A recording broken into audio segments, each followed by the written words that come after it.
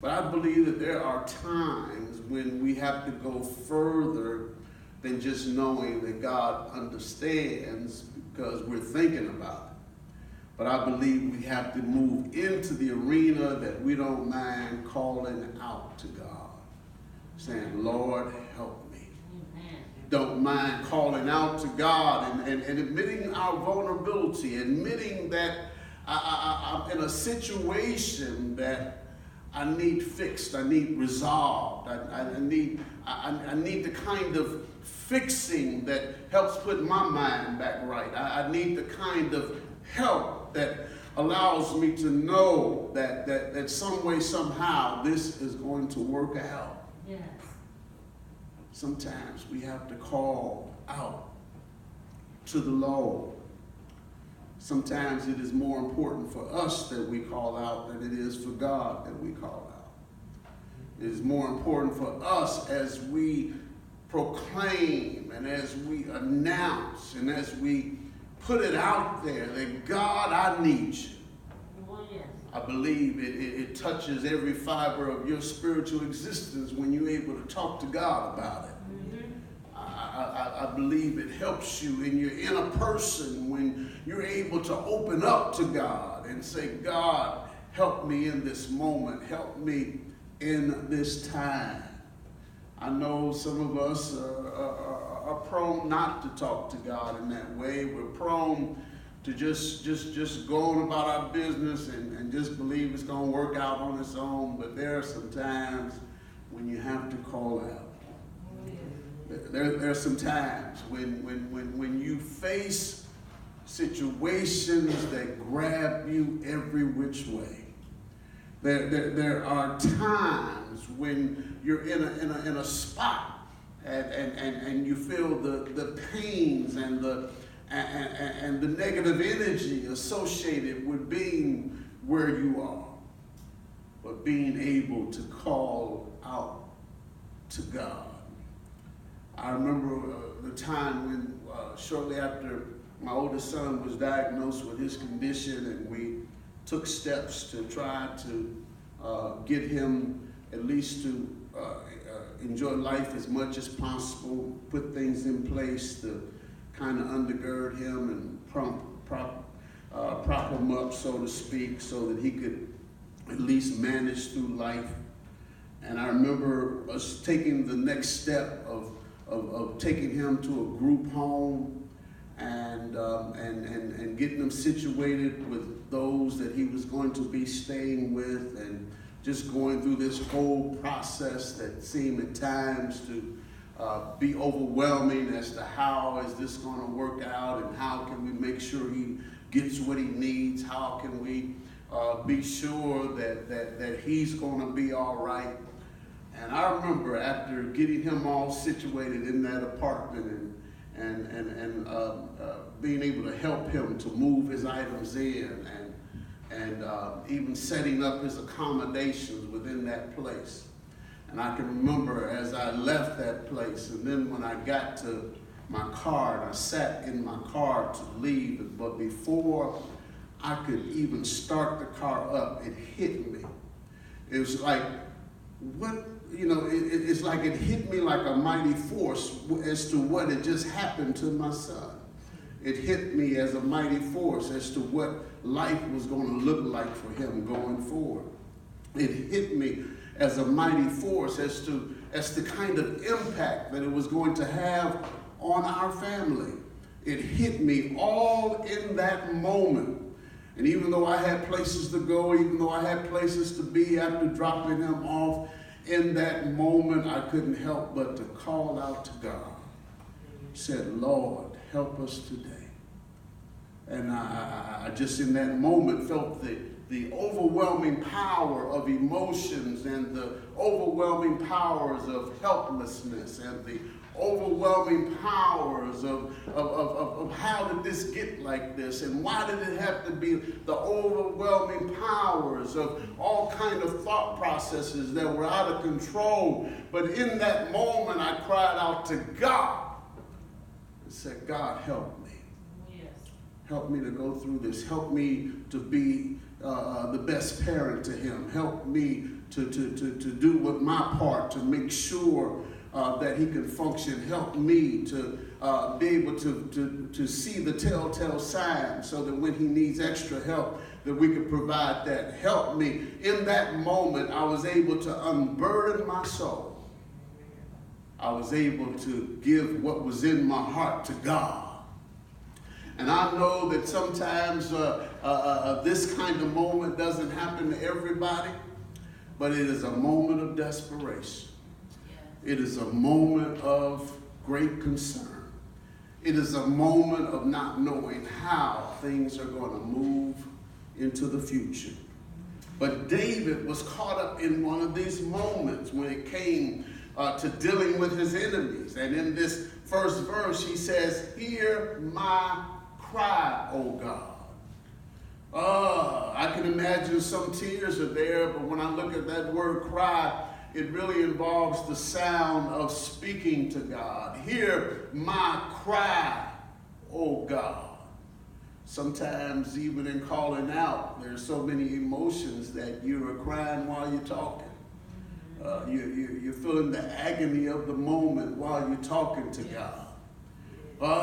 You're calling out to God because somehow you know that if I call out to God, that there is help for me. Hear my cry. Hear me. Listen to me. Hear what I'm saying to you. Hear the agony of my soul. Hear that I'm not at peace right now and I need your intervention in my life. Call out to God. Hear my cry, oh God. I'm directing this to God. I'm directing this to the great I am. I'm directing this to the one who has the power to make some good things happen. Hear my cry, oh God. And when I cry, I'm not just crying to be crying, but I'm looking for some actions. I'm looking for help. I'm looking for wisdom. I'm looking for mercy. I'm looking for grace. I'm calling out with everything that's within me, saying, Lord, help me to make it through this day. Hear my cry, oh God. And then he backs that up by saying, attend unto my prayer. And what he's saying is almost parallel to what he said at first, but he uses this word that is translated attend, or be in attendance, or actively listen to what I'm saying. Give me your attention is another way of saying it. Lord, don't just hear my prayer, but give me your attention. Take some time to listen to me. Take some time to see how serious and how urgent this is. Take notice of me. Focus on my dilemma. Focus on my words. Focus on my situation. Attend unto my prayer. I know that sometimes we can relate to that because we've talked to some folk at time and they've heard you, but they didn't hear you. Oh yeah, they've heard that you were what you were generally talking about, but they didn't really lock in on what you were saying. And so David is saying, God, as I call out, as I give you my inner thoughts and my inner emotions, I'm asking you to give attention to my prayer. Give attention to my prayer. Don't let this just be a moment of praying and then I go about my business not knowing whether you have heard me, whether you have done anything about it. Don't let this be a moment where my prayer words just hang in the building, but God, you have not given attention to it. I ask that you go further than just know that I'm praying, but that you attend to my prayer, that you give me the attention, that you give me the focus that is needed to make some wonderful things happen in my life. I believe that when you're in that critical moment of your life, you don't want God to just give you the opportunity to say, hello, God, I need you. But you want God to be so focused in on what you are dealing with that you know that he will make a way for you. Attend to my prayer. be in attention. Give your attention to my prayer. He goes further from there by saying, from the end of the earth will I cry unto thee. David really makes it plain that no matter how bad the situation is, no matter how far away I may appear to be, I'm going to call out to God. It doesn't matter that it seems like it's useless, seems like it's a waste of time. Folk have cornered you in. They tell you there's no way that you can get help in this situation. And David, it says, from the ends of the earth, I will cry to thee. I will call out to thee, because there's something about knowing that you're in this with me. That if you're in this with me, I can go through it. If you're in this with me, I know that it's going to be all right. If you're in this with me, I know that help is coming. Help is on the way. So in desperate situations, I'm going to cry out to God. When I'm far away from God, far away from myself, when I'm in a place of a lost land, I'm going to cry out to God. From the end of the earth, I cry. Will I cry? Will I cry? I've made this commitment to myself that I'm going to call God. I made this commitment to myself that if I ever get into a situation like this, I will call God. I'm calling out to God. I've said that to myself. I program myself. I believe it myself that wherever I might be, if I call out to him, he will work it out. From wherever I am. And I know sometimes you find yourself in some awful places. I know sometimes you find yourself in some awful situations. But look here, David gives us the example. Regardless of what you might be experiencing, don't forget to call out to God. Call out to God. He will hear you. Call out to God. It is rejuvenating for you. It is a fresh anointing for you to connect with God like that you're able to call out to him. David goes further. He says that when my heart is overwhelmed, when I'm to the point that I'm the Hebrew word literally means that I'm just covered up. I'm just covered up with my problems. I'm just covered up with my burdens. I'm just covered up. I'm surrounded and don't have a way out. Don't know which way to go. I just feel that I'm covered up. I can't stretch forth. I can't get out from under. I'm just covered up. I'm overwhelmed by my situation.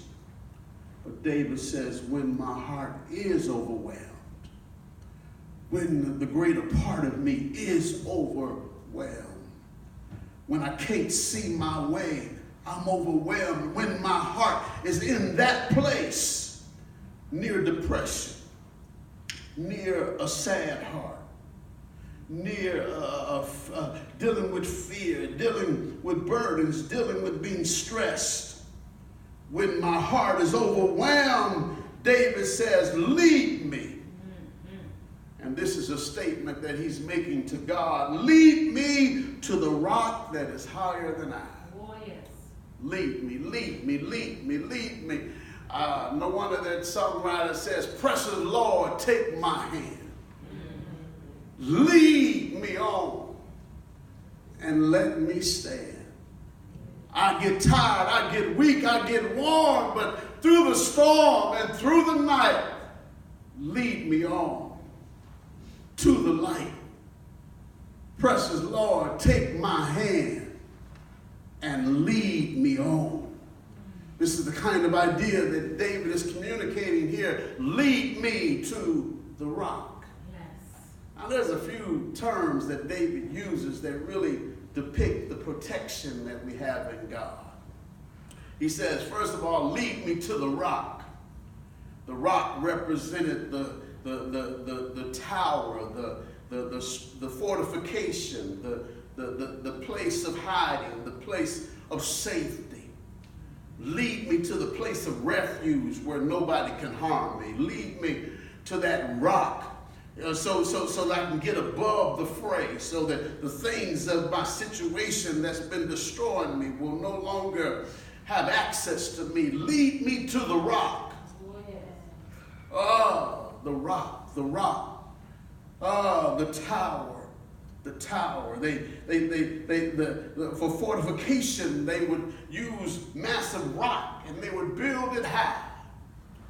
And sometimes so wide that, from what I understand, they could have 2 or 3 chariots that are drawn by horses to circulate along that ridge around the town, around the city that have been fortified. David says, I want to, when my troubles come in and when I'm overwhelmed like that, I want you to lead me to the high place. Oh, yes. Lead me where I know I'm safe. Lead me where I know I'm protected. Lead me to the place where the enemy can't slip up on me. Lead me to the place. Hallelujah. And it's not just any place, but the higher place. The place that's higher than I am. Because sometimes in our day-to-day walk, we dwell in low places where we're agitated. We dwell in low places where situations can get the best of us. We dwell in low places where our enemies can come against us like a flood. But David says, when my heart is overwhelmed, take me to the higher place. Take me to the higher place. Sometimes that higher place is a physical thing where God delivers you out of the low valley and puts you on the high valley, on the high mount, so that you can look down on your troubles and shout them over because you're not plagued by that anymore. But sometimes the high place is a spiritual thing. It's a mental thing where God gives you a vision of his protection. Gives you a vision that I'm lifting you above your problems. Gives you that certainty in yourself that, oh yes, that there's nothing, that no weapon formed against me that can prosper because I'm in God's high place. Hallelujah. I'm not going to run from the enemy. I'm not going to run from my challenges. I'm not going to run from my difficulties. I'm going to walk in my world knowing that God's got me in his high place. Hallelujah, hallelujah. When I'm overwhelmed, when I can't see my way, lead me to that rock. Fortification that's higher than I. And I said that he uses different terms to talk about God's protection, because in verse 3 he says, for thou hast been a shelter for me. It's another good word, shelter. God will shelter you. Oh, yes, he will. God will put you in his place of protection. And nobody can get to you. No devil in hell can get to you. No problem is so big that it can get to you, because God will put you in his shelter.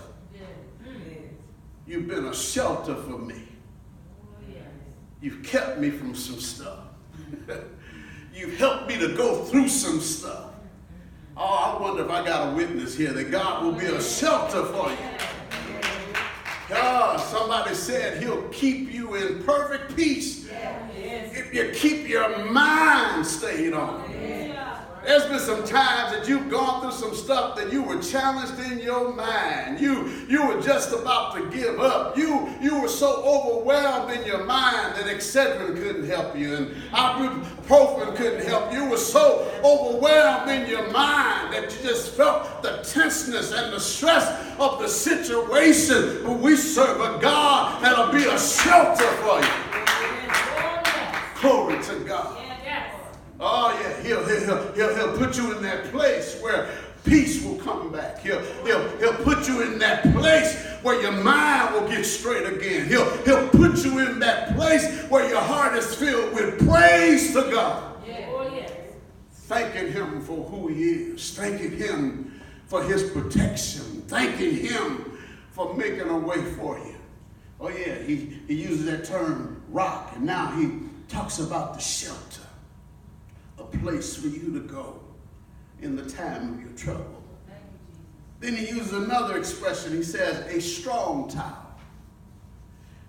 For thou hast been a shelter for me and a strong tower from the enemy. You know, I looked up what it meant by this strong tower and how they used these towers back in ancient times. And they would build them wide and strong and up. And they would be so strong and powerful and so tall that when the enemy came, that the people who needed to be protected could just stand behind the tower. Because when they stood behind the tower, they could not be seen by the enemy. When they stood behind the tower, they were in a safe place. When they stood behind the tower, that even when the enemy came into their territories, they were in the ideal spot to seize on the enemy and to make sure that the enemy paid for advancing into their territory. And he says that God, you've not only been a shelter for me, but you've been a strong tower from my enemies. God, there's been some times when I've been out in public and I've been harmed in different ways and people have attacked us in different ways. But David is saying that even under those attacks, you became my strong tower. A place of safety. You became my strong tower, a place where I could jump on the enemy. You became my strong tower. You became an advantage to me. You became the thing that I needed in the moment. You became whatever it took so that the enemy would not defeat me. I know that there are some times that you feel so under attack, whether it's by people or by stuff or by job situations or whatever, but God will be your strong tower. Glory to God. Your protection in the time of need. And I like the idea that not only will he protect you by the strong tower, but he'll give you a chance to jump all over your enemy.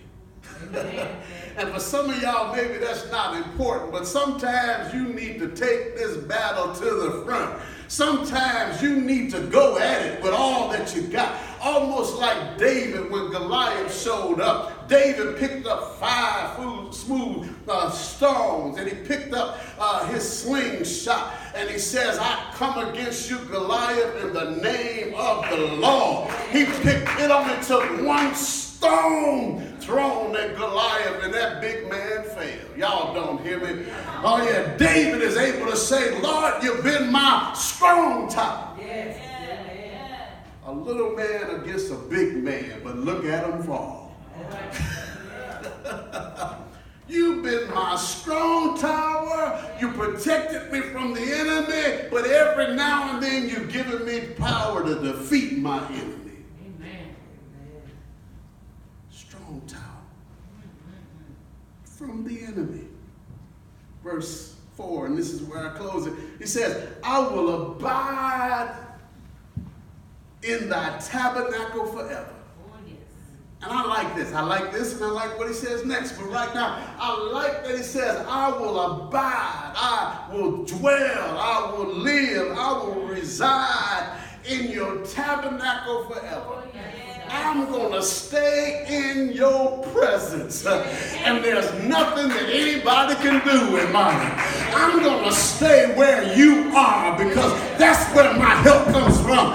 I'm going to stay where you are, giving you praise, giving you glory. I'm going to stay where you are because when you are with me, all things become possible. I'm going to abide in thy tabernacle. I want to stay there long enough to experience your glory. I want to stay there long enough to know, oh God, that you're with me. I want to stay in your presence long enough, oh good God Almighty. But David goes further than that. He says, I'm going to abide there forever. Yeah. This is not a temporary thing for me. You know, some folk are like that. They step into church temporarily. And then when the storm passes, then they step back out. Y'all hear what I'm saying? Amen.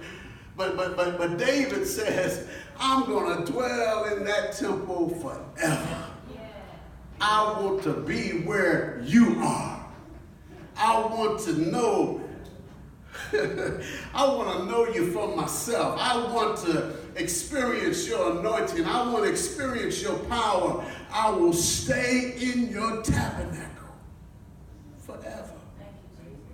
But then he says, I will trust in the covert of thy wings. The covert, the hidden place. I will trust in the hidden place of your wings. Wings is another term that talks about God's protection. I will trust in the covert of thy wings. That's another way of saying I will trust in the Lord. No matter what comes up, I will trust in the Lord. I'll trust him if that's the last thing I do. I'll trust in the Lord. I'll trust him to provide.